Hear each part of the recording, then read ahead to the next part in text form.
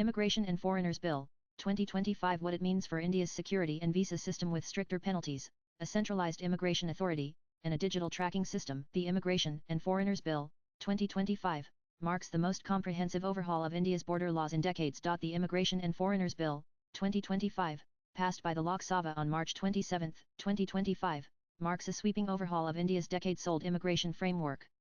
The legislation aims to streamline visa and immigration processes, strengthen national security, and introduce tougher penalties for illegal entrants by replacing 4 outdated laws with a modern, integrated system. The bill repeals the following laws. These colonial and post-independency era laws were considered fragmented, outdated, and inadequate to handle modern migration and border challenges. The Immigration and Foreigners Bill, 2025, consolidates India's immigration laws under a single, comprehensive framework.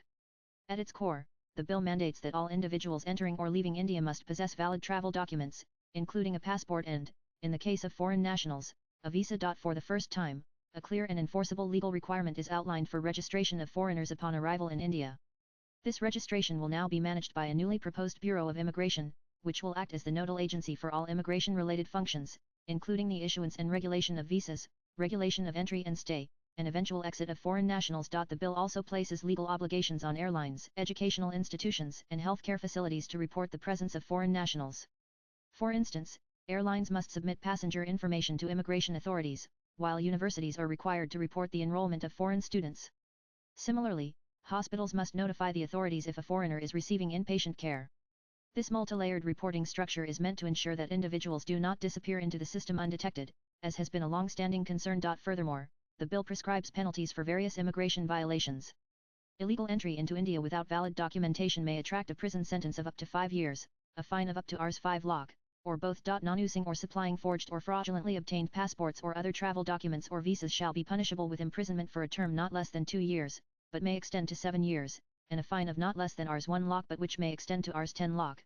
The bill proposes. Those overstaying beyond the visa limit will be punished by 3 years with a fine of Rs 3 lakh. One of the most significant promises of the Immigration and Foreigners Bill is the enhancement of India's internal and external border security. The creation of a centralized Bureau of Immigration is a key move in that direction. By consolidating the fragmented powers currently held by multiple agencies, the Bureau will streamline and strengthen enforcement. It will also oversee the implementation of an integrated immigration management system (IIMS), which will act as a digital backbone for real-time tracking of entries and exits across all ports of entry land, sea, and air. The bill also aims to curb misuse of India's relatively liberal visa regime.